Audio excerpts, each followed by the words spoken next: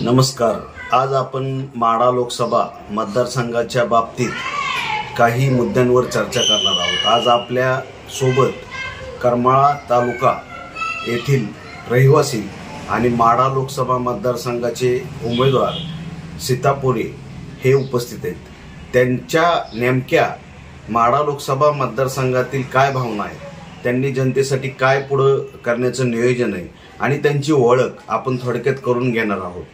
सध्या परिस्थिती अशी आहे की तालुक्यात एकही उमेदवार दिलेला नसताना स्वतः दाळवाले यांनी यामध्ये उभारण्याचा संकल्प केला आणि ते करमाळा तालुक्याचं प्रतिनिधित्व करत आहेत. अशा परिस्थितीत करमाळा तालुका त्यांना साथ देईल का आणि त्यांच्या कोणत्या मुद्द्यांच्या आधारावर करमाळा तालुक्यासह माढा लोकसभा मतदारसंघातील जनता त्यांच्या पाठीशी खंबीरपणे उभे राहील, आपण त्यांच्याकडूनच जाणून घेणार आहोत. आता आपल्या सोबत आहेत विनोद दाळवाले, विनोद दिलीप सीतापुरे म्हणजेच दाळवाले या नावाने त्यांना करमाळा शहरात ओळखलं जातं. अशा या सीतापुरेंची आपण थोडक्यात सुरुवातीला ओळख करून घेऊ आणि त्यानंतर त्यांचं तालुक्यात किंवा लोकसभा मतदारसंघात कशा पद्धतीचं काम राहणार आहे यावर चर्चा. माझं नाव विनोद दिलीप सीतापुरे. मी माढा मतदारसंघात उभा आहे. व्यवसाय काय? व्यवसाय माझी शेती करतो मी. थोडं प्रिंटिंगचा पण व्यवसाय आहे. शिक्षण 10वी पास आहे. 10वी नंतर का सोडून द्यावं लागलं? 10वी नंतर शेती करायला लागलो मी. शेतीच्या माध्यमातून जेणेकरून सगळ्या जनतेला साखर उपलब्ध होईल, धान्य उपलब्ध होईल, त्या हिशोबाने चांगल्या प्रतीचं धान्य पिकवू लागलो मी. त्याच्यामुळे शेती व्यवसायात गेलो. म्हणजे त्याच्यात सुद्धा तुम्ही म्हणजे चांगलं काहीतरी द्यायची इच्छा आणि शेतकरी व्हायची इच्छा तुमच्या मनात होती? हो, आणि शेतकरी झालो मी. मग आता ही तुम्ही राजकारणाकडे कसे वळाला? आमच्या मागण्या अशा आहेत की रेतीवडी उपसा सिंचन, नद्याजोड प्रकल्प ह्या योजना राबवल्या पाहिजेत आपल्या माढा मतदारसंघामध्ये आणि जास्तीत जास्त सिंचन योजना आपल्या तालुक्यामध्ये फिरल्या पाहिजे, जेणेकरून सगळे शेतकरी सुजलाम सुफलाम शेती होईल, हा दृष्टिकोन माझा आहे. आता आपल्या मतदारसंघामध्ये इतर जे नेते उभे आहेत त्यांचा थोडक्यात अजेंडा असाच आहे, पण तरी पण तुम्हाला राजकारणात काय येऊ वाटलं? ह्यांचे फक्त आता गेल्या माझी 6वी टर्म आहे मतदान करण्याची.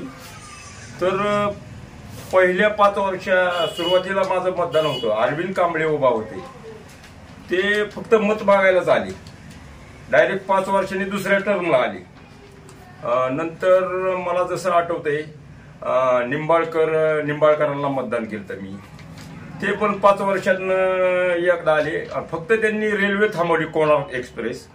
जाताना थांबा दिला, येताना थांबा कोणी द्यायचा? पुण्याला जाताना जो थांबा दिला, पुण्याहून येताना थांबा जीवरला कुठं दिलेला आहे? फक्त एका थांब्यावर विकास कामं होतील का? बरोबर आहे. मग आता तुमचं नेमकं त्या रेल्वे थांब्यावरनं कसं तुम्ही काय करणार आहे? मी जास्तीत जास्त सगळ्या गाड्या जेऊरला जंक्शनचं स्वरूप आणणार आहे आणि सगळ्या गाड्या जिथे थांबल्या पाहिजे, करमाळा, जामखेड, टेंभुर्णी, सगळ्या म्हणजे आजूबाजूचा जे परिसर आहे आपला, त्या सगळ्यांना त्या रेल्वेचा स्टॉपचा जाण्या येण्यासाठी येथील दळणवळण वाढेल आणि लोकांना, शेतकऱ्यांना त्याचा फायदा मिळेल. हो. मग आता तुम्ही जे निंबाळकरांनी जे काम केले त्याच्यावर समाधानी नाहीत? मला समाधानी नाही, बिलकुल नाही, अजूनपर्यंत नाही. मग आता तुम्ही नेमकी कोणती कामं असं करणार आहेत तालुक्यात, जिल्ह्यात किंवा लोकसभा मतदारसंघात की त्यांनी इथला चेहरा मोहरा बदलला? तुमचा काहीतरी वचननामा पण तुम्ही प्रसिद्ध केलेला आहे. त्या वचननाम्यातून भरपूर मुद्दे तुम्ही घेतलेले आहेत. हो. त्यापैकी महत्वाचे मुद्दे कोणते वाटतात? महत्वाचा मुद्दा म्हणजे नदीजोड प्रकल्प ही योजना पहिल्यांदा मी त्याला प्राधान्य देणार. दुसरा मुद्दा बेटी बचाव बेटी पढाव. तिसरा मुद्दा बारामती पॅटर्न, जेणेकरून पवार साहेबांनी जसं बारामतीचा विकास केलेला आहे, बारामती जिल्ह्यासारखा जेणेकरून पुणे शहरासारखं बारामती बनवलंय. त्याप्रमाणे मी माढा मतदारसंघ सुद्धा विकसित केल्याशिवाय स्वस्त बसणार नाही. मग आता तुम्ही राजकारणात येण्याचा संकल्प केलेला आहे, उतरलायत, मैदानात उतरलायत. तुमच्यावर असा दबाव आलेला नाही की कुठून की तुम्ही येऊ नका, तुम्ही विरोधात जाताय, असं काही?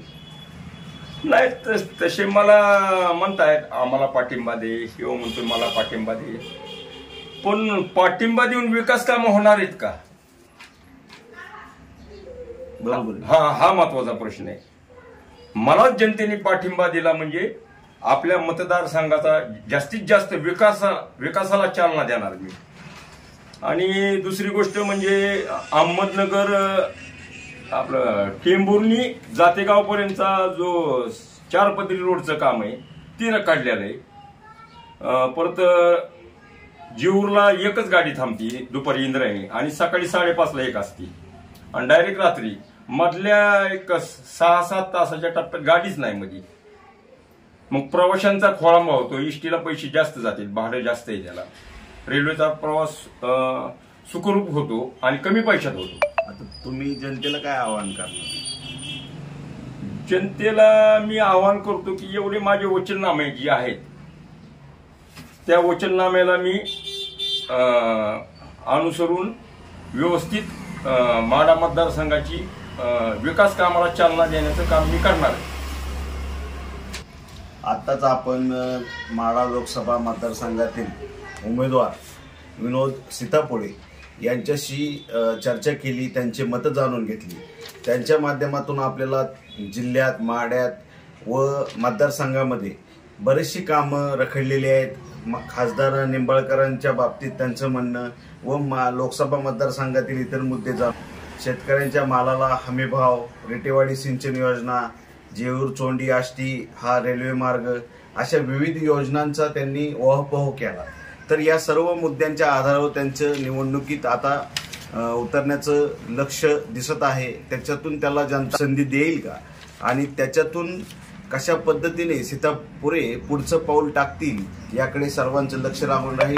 पुन्हा भेटू पुढच्या अशाच एका उमेदवारासोबत.